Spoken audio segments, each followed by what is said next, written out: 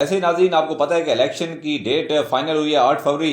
اس کے بعد جو ہے وہ سیاست میں بھی تیزی آ گئی ہے, جو سیاسی پارٹیاں وہ جلسے بھی کر رہی ہیں اور گرفتاریوں میں بھی تیزی آ گئی ہے. تو بڑی ایک گرفتاری ہوئی ہے, فواد چودھری کو ایک بار پھر گرفتار کر لیا گیا ہے.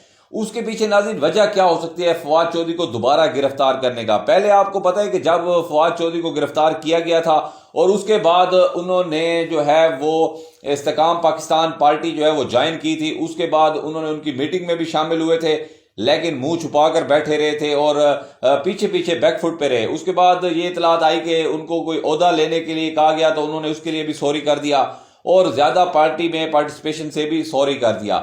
اس کے بعد وہ اپنا جو ہے سکون سے زندگی گزار رہے تھے تو اچانک سے یہ گرفتاری کیوں عمل میں آئی ہے؟ اور ان کے بھائی جو ہیں وکیل ہیں وہ بتا رہے ہیں کہ ہمیں بھی نہیں پتا کہ فواد چودھری کو کیوں اور کس لیے گرفتار کیا گیا ہے. بظاہر جو ایف آئی آر سامنے آئی ہے تو وہ فواد چودھری نے کسی کا 50 لاکھ روپے دینا تھا تو وہ 50 لاکھ روپے وہ نہیں دے رہے تھے, وہ لوگ مانگ کے تھک گئے تھے تو اس لیے انہوں نے ان کے اوپر ایف آئی آر کروائی, جس وجہ سے بظاہر فواد چودھری کو گرفتار کیا گیا. اور یہ بھی الزام لگایا گیا کہ فواد چودھری 50 لاکھ روپے واپس دینے کے بجائے اپنی جو منسٹری میں کہہ رہے تھے کہ میں آپ کو 50 لاکھ کے عوض کوئی گورنمنٹ نوکری دے دیتا ہوں. تو اس طرح بلڈر بات تو ہوتی رہی ہے ہر حکومت میں, تو فواد چودھری بھی یہ کرتے رہے, یہ بظاہر مبینہ طور پر چیزیں سامنے آ رہی ہیں.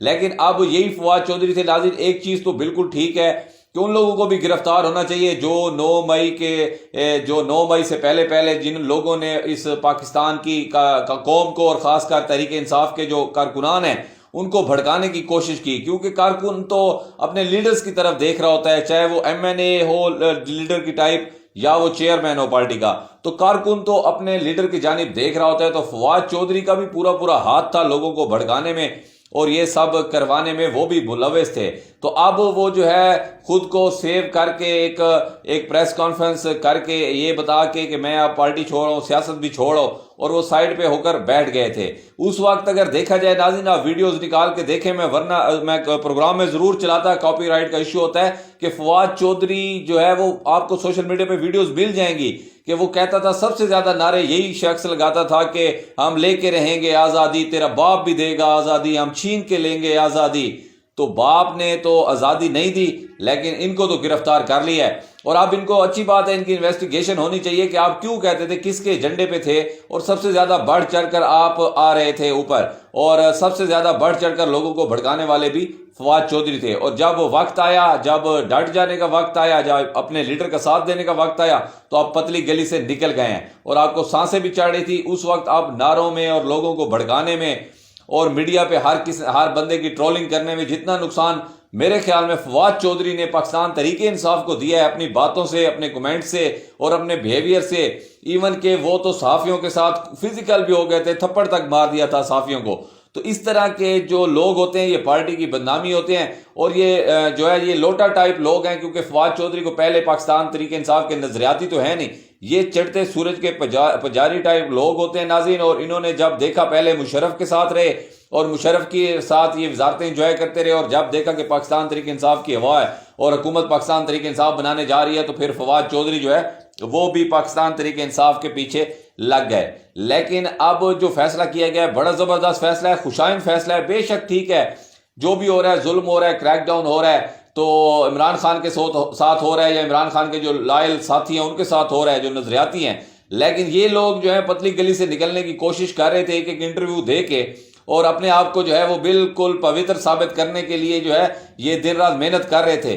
لیکن ناظرین اصل قصور تو ان لوگوں کا ہے. عمران خان تو جیل میں تھا, اور عمران خان کی آپ تقریر اٹھا کے دیکھ لیں, عمران خان نے تو ہمیشہ جو ہے اپنے اداروں کو مضبوط کرنے کے لیے کوشش کی ہے. عمران خان نے تو اتنا تک کہا ہے کہ میں زیادہ ضروری نہیں ہوں, فوج زیادہ ضروری ہے. عمران خان ہمیشہ کہتے تھے کہ ملک بھی میرا ہے, فوج بھی میری ہے. تو عمران خان نے تو کبھی نہیں کہا تھا کہ آپ اپنے اسٹیبلشمنٹ کے یا اپنے اداروں کے, مقدس اداروں کے خلاف ہو جائیں, اور نہ ہی پاکستان کی قوم ہے.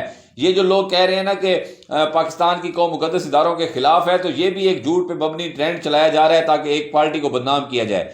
یہ ایسے فواد چودھری جیسے جو ہیں یہ گندے انڈے ہوتے ہیں جو کہ اداروں کے بھی خلاف ہوتے ہیں, ملک کے بھی خلاف ہوتے ہیں. تو یہ اب یہ جو ہے اب ان کی جو گھنونی سازشیں تھیں وہ اب بے نقاب ہوتی ہوئی نظر آ رہی ہیں. اور اب ان کو کہا جائے گا کہ اب فواد چودھری, میں آپ کو بتا رہا ہوں پہلے سے ناظرین, آپ بالکل یہ لکھ کر رکھ لیں کہ فواد چودھری سے اب پریس کانفرنس بھی کروائی جائے گی دوبارہ, فواد چودھری انٹرویو بھی دے گا, کیونکہ ایسے آپ نہیں جا سکتے. انہوں نے کہا کہ پھر چھوڑنا ہے تو اب یہ نہ ہو کہ کل پاکستان تحریک انصاف کی حکومت میں بنے اور پھر آپ لوگ پھر دوبارہ اس میں شامل ہو کے پارٹی کو نقصان دیں یا ملک کو نقصان دیں. تو ابھی آپ کو کلیئر ایک اپنا سٹانس لینا ہوگا.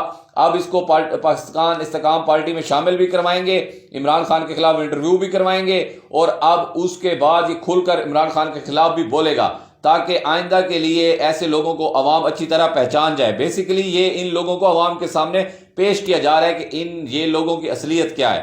تو یہ اب آگے آنے والے دنوں میں آپ دیکھیں گے کہ فواد چودھری آپ کو کسی نہ کسی اینکر کے پروگرام میں بیٹھ کے انٹرویو دیتے ہوئے اور پاکستان تحریک انصاف کی برائیاں کرتے ہوئے نظر آئیں گے. یہ آپ چیز نوٹ کر لیں, لکھ کر رکھ لیں.